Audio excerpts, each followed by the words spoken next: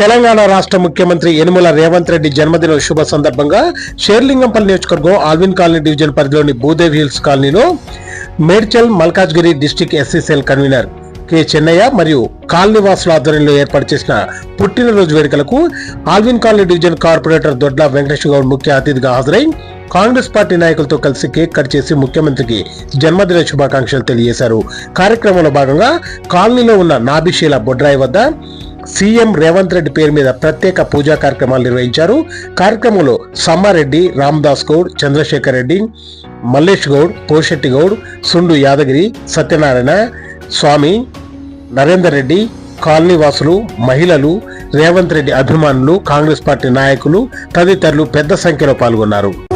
మూడు రంగుల జెండా బట్టి సింగమోలే కదిలినాడు ఒక్కరో కాంగ్రెస్ సూర్యుడు మన రేవంత్ అన్న నిగ్గదీసి అడిగే మునగాడు. వీడు భూమిన వానైతాడు, బీద సాదల ధైర్యం వీడు, దొంగ దొరల భరతం పడతాడు. మన రేవంత్ అన్న పేద ఇంటికి పండుగ తెస్తాడు.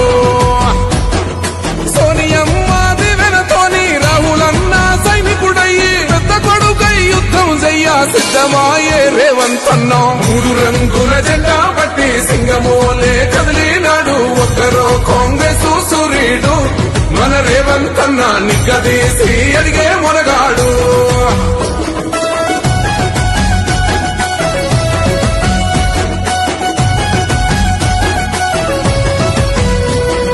దాడులెన్ని జరిగిన గాని దడువలేదు రేవంత్ అన్న గంతకంతా ఎత్తుకు ఎదిగాడు.